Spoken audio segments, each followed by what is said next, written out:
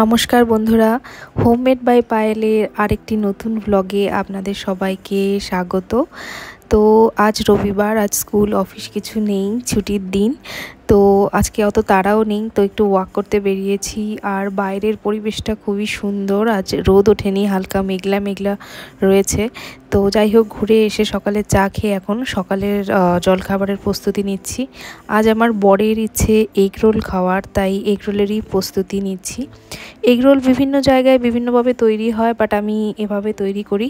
তো তোমরা দেখো আমি কিভাবে বানাই, এভাবে ট্রাই করে দেখতে পারো, খুবই ভালো লাগে খেতে।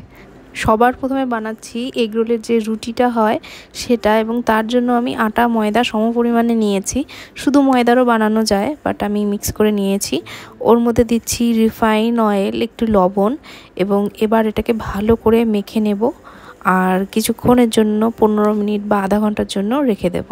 আর এই এগরোলটা আমি সকালের জলখাবার হিসেবে তৈরি করছি, তাই চেষ্টা করব যে যতটা তেল কম ব্যবহার করা যায়।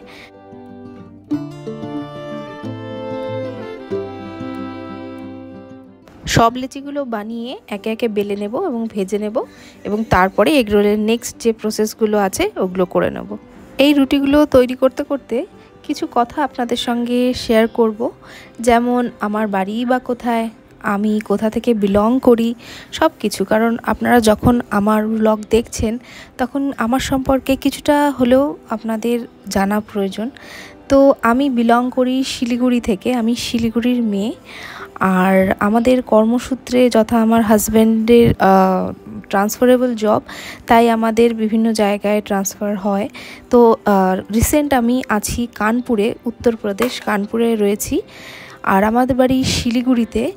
তো কখনো শিলিগুড়ি গেলে শিলিগুড়ির ব্লগও আপনাদের সঙ্গে নিশ্চয়ই শেয়ার করব। বছরে আমরা দুবার শিলিগুড়ি যাই, যেমন দুর্গাপুজো বা কালী পুজোর সময়, নয়তো তখন যাই একবার, আবার বছরে আরেক সময়ও যাই। তো যাই হোক, রুটিগুলো তৈরি হয়ে গেছে। এবার চপিং যেগুলো করব, যেমন পেঁয়াজ, গাজর, টমেটো, শসা, লঙ্কা, কাঁচা লঙ্কা, এগুলো সব চপ করে নেব।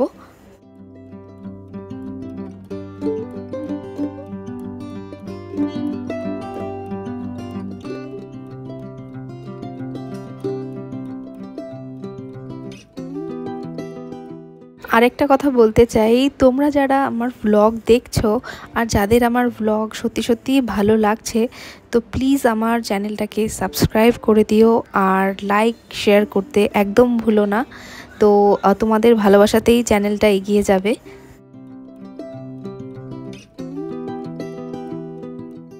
তো এখন সবজিগুলোতে অ্যাড করে দিচ্ছি একটু বিট নুন আর চাট মশলা, এতে ফ্লেভারটা খুব ভালো আসে। আর এরপর ডিমগুলোকে ফাটিয়ে নেব, আর ওর মধ্যে দিয়েছি আমি একটু কুচনো পেঁয়াজ আর লঙ্কা, তো ওটাকে ভালো করে ফেটিয়ে নেব। তো আমার মোটামুটি ইনগ্রিডিয়েন্টসগুলো রেডি হয়ে যাবে, তারপর আমি এগরোল ভাজা শুরু করে দেব।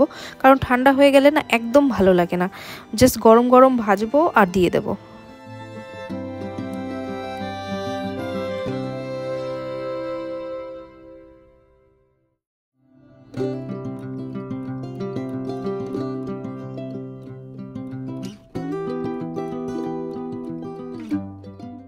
রোলগুলো আমি ভেজে নিয়েছি, এবার সবজিগুলো দিয়ে এবং কেচাপ দিয়ে এগুলোকে র্যাপ করে নেব। তোমরা কাসুন্দিও অ্যাড করতে পারো, বাট আমি সকালবেলা তো, তাই কাসুন্দিটা অ্যাড করিনি। সিম্পলের মধ্যে এরকম বানিয়ে খেলে বেশ ভালো লাগে। তো যাই হোক, সকালের জলখাবারটা খেয়ে এবার বসাচ্ছি দুপুরের রান্না। দুপুরের রান্নাতে করব চিকেন কষা। তো তার জন্যই কিছু গোটা মশলা নিয়েছি, যেমন জিরে, ধনে, গোলমরিচ, এলাচ, লবঙ্গ, দারচিনি, স্টার অ্যানিস আর জায়ফল। এগুলোকে একটু কাঠখোলায় ভেজে নেব আর এটার গুঁড়ো বানিয়ে নেব। আর আজকের চিকেনটা আমি কোনো রকম বাটা মশলায় করছি না, সব কিছু কুচোনো, যেমন পেঁয়াজ কুচোনো, রসুন, আদা সব চপারে কুচিয়ে দেব, লঙ্কা চিড়ে দিয়ে, আর এই যে গোটা গরম মশলাটার পাউডার বানাবো এটা দিয়ে করব। তো পেঁয়াজ কুচিয়ে নিয়েছি, পেঁয়াজ, রসুন আর আদা এটা দিয়ে দেব, লঙ্কা চেরা দেব, আর বাকি যে মশলা, সর্ষের তেল, এগুলো দিয়ে একবারে কুকারে ম্যারিনেট করে নেব আর একবারে বসিয়ে দেব, যাতে রান্নাটা খুবই তাড়াতাড়ি চটজলদি হয়ে যায়।